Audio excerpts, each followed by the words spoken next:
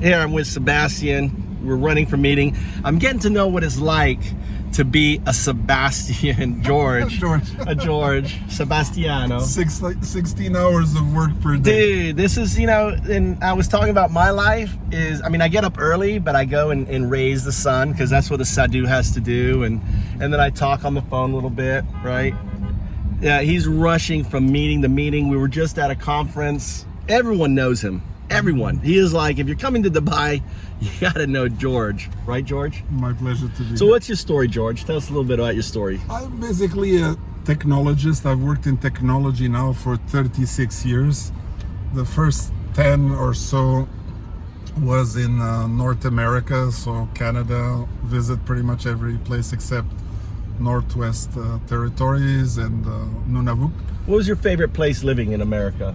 And also America as well. My two favorite cities, which is interesting, is Montreal in Canada and San Diego in United States. Why? Because both are relaxed places, very welcoming and very inviting for foreigner people. Right. I find that when you're close to the sea, it's always makes people very welcoming. Yes. As a nature. And you were telling me of all of this. Look at this view. You were telling me that they built the sea all around Dubai. It's like everywhere has ocean, right? Oceanfront. That is correct. See, if you're into the real estate business, I am not, but I understand some of it because of prop tech technology. Right. The way you make real estate more valuable is by being close to the water. So what Dubai has done is they have brought water everywhere. So, and the cool thing about Dubai, you're telling me you don't pay extra. No.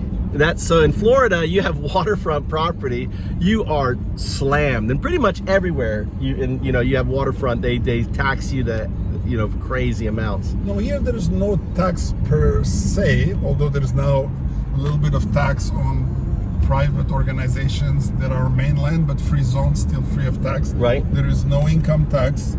So it means what you earn is what you earn. Yep. And you basically pay for every service. So you pay for the visa services, you pay for healthcare. Yep. So you pay as you need and as you go. So nobody is forcing you to pay for something you don't need. So the health plan in Dubai, you just pay as you go when you go to the hospital. There's no like health. No, there's health programs. So you're actually, about 5 or 10 years ago, they make it mandatory that if you work for a company, you have to be in a health program. So you pay what we call health insurance. Yes, exactly. Copay. The company pays. So that's the same as everywhere.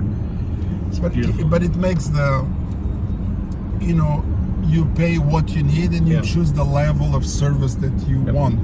EcoX. Yes. Let's pivot to that. Tell me what was the inspiration behind it, and where do you want to go with it? Okay, so basically EcoX started as friends meeting up to discuss technology projects about 7 years ago. So technically you weren't doing blockchain. No, it was just technology. And technology means all technologies. Right.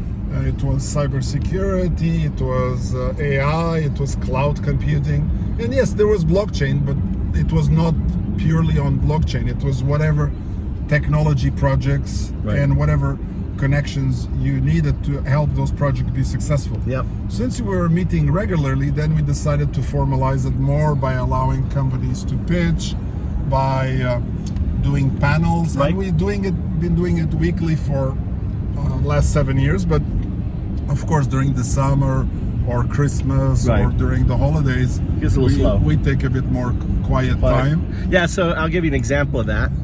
So he's like, I got an event, it's starting at 7, right? I'm Japanese. In Japan, my wife, I have been trained by my wife, so it's like if I'm not there like before the time it starts, because in Japan, it's always 15 minutes before whatever appointment you have. I was actually running late. I got there at 7. They were still cleaning up the bar, and I'm like, did I get the right day? And they're like, no, it's here. And then it was funny because on the way there, I'm with a French guy, and we were just having this conversation because he's married to a Japanese woman. I'm married with a Japanese woman. And he was saying about he would have a party, and it would say, we're starting at 7. And then 7 would roll around, there'd be no one there.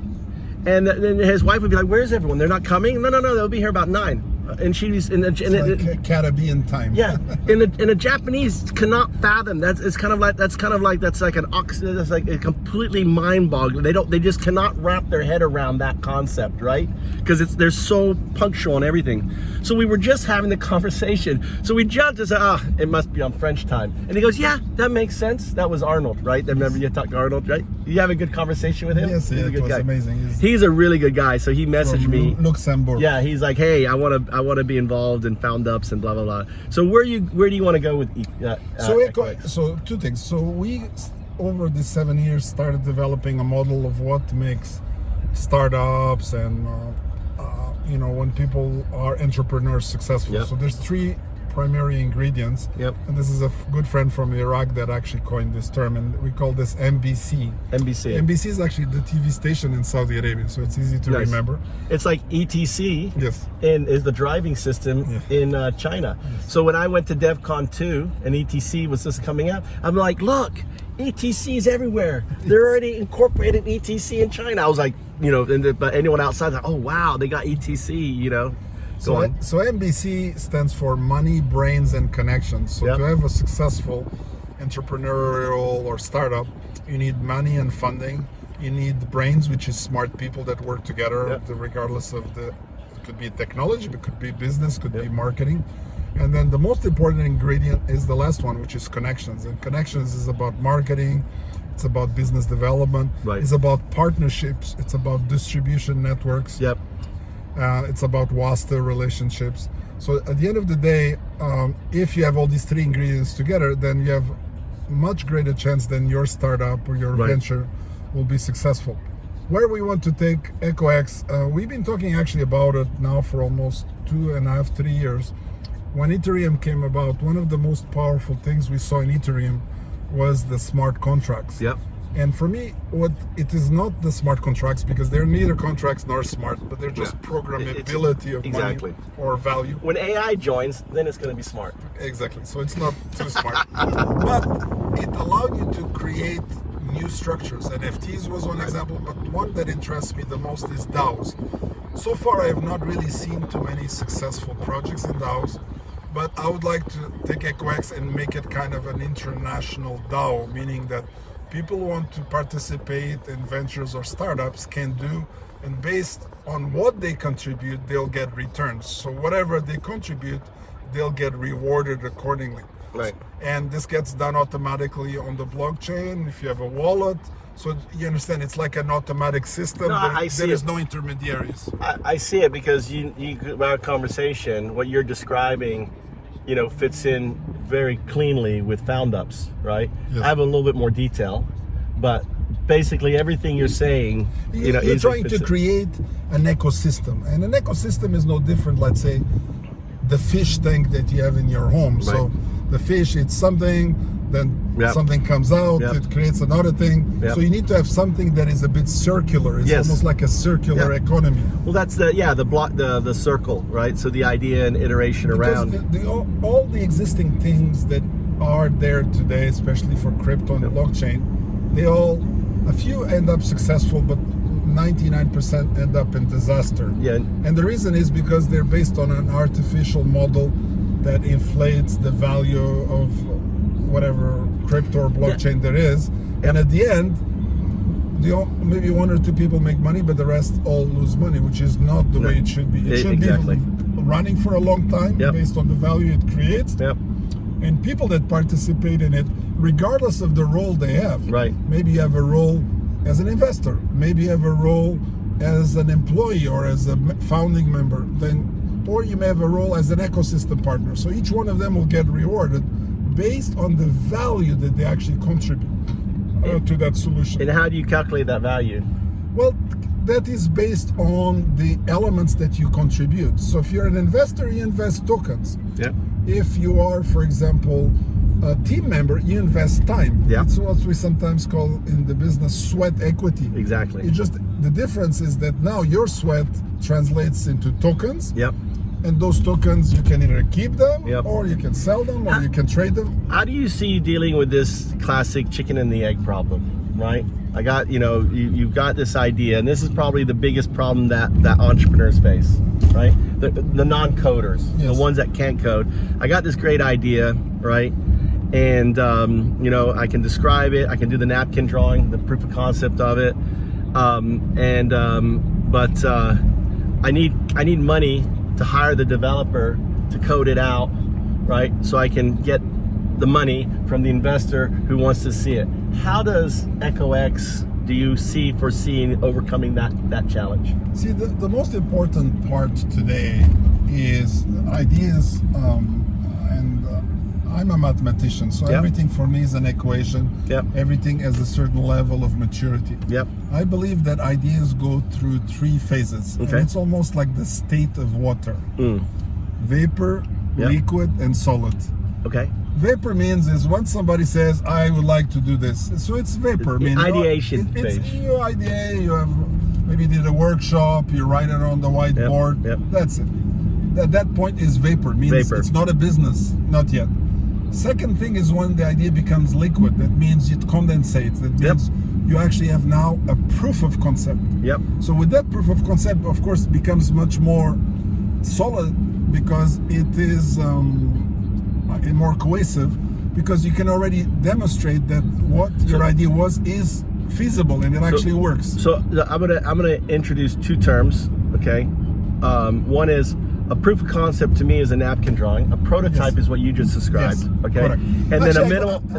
I go more a little bit different, because it's not just a prototype. A proof of concept is a little bit more than a prototype. It means it has already a complete cycle, but it's still not a business. See, I would say so. All right. So I would define those 3 as that. Right. So the proof of concept is the initial napkin drawing. Yes. Right. I'm correct. on a bar. I'm driving it down. Yes. That's the proof of concept. The prototype is all something right? that actually works. All right. You demonstrate right. that it's feasible and real. So I introduced something new called a soft proto. Okay. Which is a prototype without a back end. Okay. All right. That I can show you. You actually have the feel of what the thing is. It's a simulator. But it's exactly. And then comes the prototype, which has the back end. Yes. However, it's not monetized yet, and that's the minimal viable product. The Yeah, moment MVP. you have a customer, you have a minimal viable product. Correct. You have at right? least one. So those customer. are the 4. Those are kind of the 4 ideation stages. And maybe the customer even help fund this product. Yeah. So that, yeah. or you offer it to the customer for the cost of. Right. Not with profit. Right. And then the last part is when it becomes solid. Solid means you have a proper financials, you have a proper business model, you have how to acquire customers into the system, so you understand customer acquisition. Right. You understand the whole pipeline, all the customer. How you lose customers, what we sometimes call in the business churn. Churn, yeah. So it means how you get them back, or you preserve what percentage churn, and how do you lower that percentage and all that stuff. How you activate that relationship. That's kind of cool. You just hold up the... It has a mind of its own. It's all right. Well, I hope you enjoy this talk. There's no AI on this podcast system. It needs better machine learning. This is Jorge Sebastiao. I am like what you'd call a modern Vasco da Gama. You know, Vasco da Gama is a crazy guy that decided to go around the world and explore. And what allowed him to do that job is old but new technology. In the old times, if you were a navigator and you go in the middle of the ocean, you get lost, you die because you don't know how to come back to land. Right. So they use the technology developed by the Arabs, which is known as navigating by the stars. Right. So by navigating by the stars, as long as you have no clouds, and of course the clouds are not every day, you never get lost because you know exactly where you are. Exactly. And if you know kind of where you want to go, it allowed them to create the most accurate maps of the world around 1500. And this is what created, you can say, the beginning of all this Renaissance and Europe to actually develop. Right. I'm doing this in the region of the Middle East, Africa, and Asia. That's the simplest version of describing this. That's it. I hope you enjoyed this. This is exclusive on LinkedIn. I'm linking Sebastian in this image below. And if you want to do any work in Dubai, you have to be connected with him. UnDaoDu.